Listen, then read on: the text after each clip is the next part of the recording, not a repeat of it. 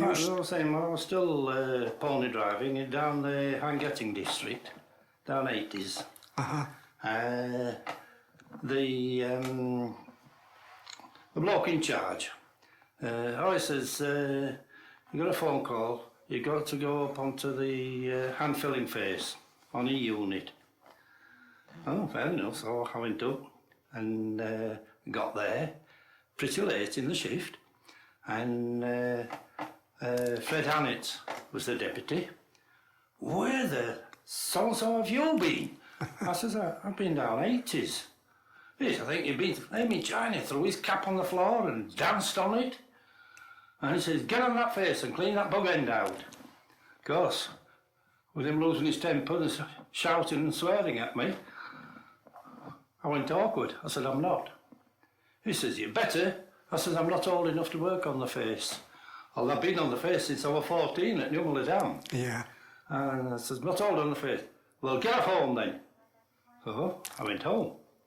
Got down the pit next morning, and he was there. Right, on a unit. I says, I've told you, I'm not old enough to go on the face. Right, get in and see boss. Went and see the under manager. He says, are you a Nazi? I says, no. I says, I'm just not old enough to work on the face. Oh, well, get off home then. This went on all week. Yeah. On the last day, on my way home, I called in to see the union secretary. Oh, right, he says, go to the number 1 pit.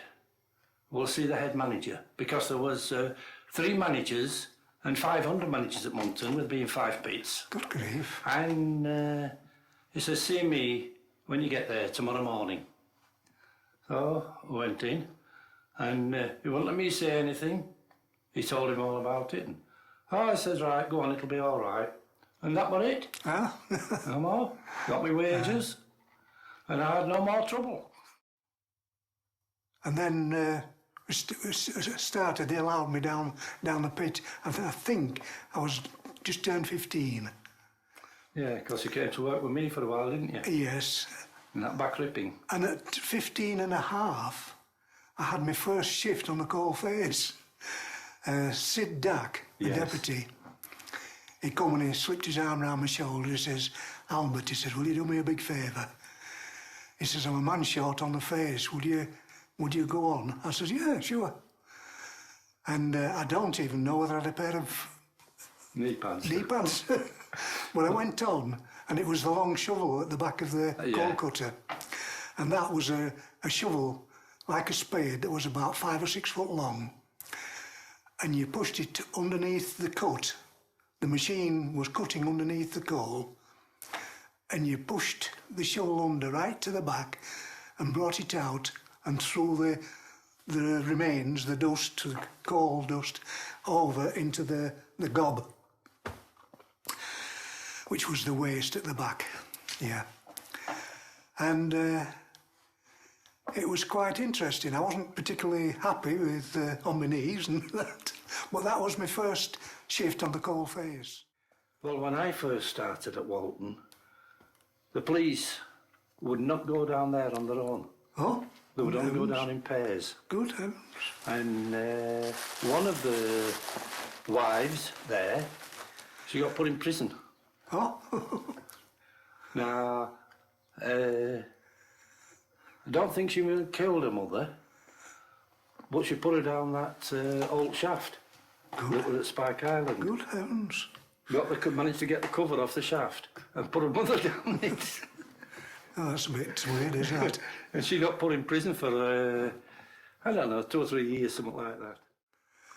One morning I was driving the coal cutter through the face with my 2 workmates at the back of the machine, and I got this flashing light and someone shouting, so I stopped the machine, and the deputy and had got some men with him, visitors, and there were coloured people. Well, back in the 60s or whatever, it was coloured people who were a bit unusual. And we'd been about half shift. It was about half shift time. And as they came down and came past us, Jess Crosby, who we used to call Bing, he turned round and he says, "Bloody hell," he says, "you're blacker than I am, and I've done half a shift." And I went silent. I thought, oh my goodness. What about riding on the conveyor belt? No, you weren't allowed You weren't to supposed to ride do on the that. conveyor belt. Right. But we, when the shift was ending, and the conveyor belt went up this steep drift, and they would stop the coal or stone or whatever the conveyor belt was delivering, and then you could ride up the belt. Well, I was at the shift ending, it stopped, and I was the first to get on the belt to go ride up this steep drift, and just got on, the belt set off. I got about 10-20 yards, and all of a sudden, these great big stones, they've been shifting the stones where they've been blasting the roof down for the tunnels. And the hand emptied the belt at the top. Oh. And as I got on the belt and set off and caused it to lie down, and these great big stones came down. Fortunately, I had my haversack in front of me. It banged the haversack into my face, hit me on the head, on the shoulder, broke my hand, and banged my knee up. Good heavens. And when I got to the top, I had to get off, otherwise I'd drop off the end of the belt. Yeah. And there was a landing stage for you to get off, because you weren't allowed to ride then, at the end of the shift. And I only just managed to roll off and hold on to the thing with the end of the belt. And I had to be carried out to the pit then.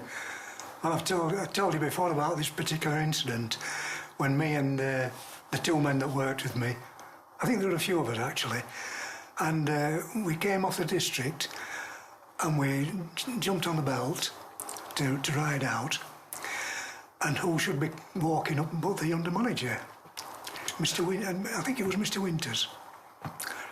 He says, "Get off of that bloody belt." He says, "You know you're not supposed to ride on it." He says, "It's a good job Mr. So-and-so didn't see you, else he'd have had your guts for garters." So we hopped off the belt and he disappeared, so we got back on again. And we rode down, we're riding down, and who should we come across but the other under manager. He says, "Get off of that effing belt," he says. If Mr. Winters that caught you, he'd have you for breakfast." So we realised we couldn't ride if any of them were around. The Bevan boys. Now, some men didn't have the choice. When they got the calling up papers, some had to go and be Bevan boys. That's true. And some had the choice, they could go into the forces or they could go and be a Bevan boy. Well, I remember one in particular we got at Newmuller Dam, and he was a fisherman, a deep sea trawlerman. And went up and got up to the face, and he sees this little hole, only 2'3", 2'6", and he sees this men go on the hands and knees crawling to this hole onto the cold face. He says, "Where are they going?" He says, "They're going onto the cold face, that's where you work." He says, "Not bloody likely." He says, "I'm off." He says, so he went back to his deep sea fishing. I remember once at Newmuller Dam, they'd fired the ripping, and we had a party of visitors, small party of visitors.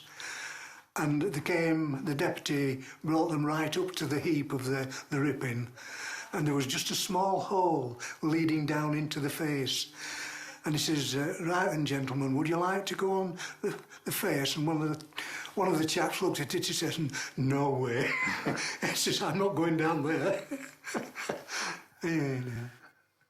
I went out into the gate to get a drilling bit out of my pocket, and when I got there, my coat was jerking and jumping and all that. And look, and there were mice jumping out all over. Oh, good heavens. So I shouted to mate, I says, "Come on, Doug." I said, "We'll eat a snap now, while we've got some." We came out, we sat down, and the mice I was knocking them off his back, and they were running up your legs. Good heavens. There were that many, and of course they were starving with nobody being in, and they were eating each other. Yeah. And so at finish we had to stand up to eat the sandwiches so that we could eat them. I think you've already done this one. No.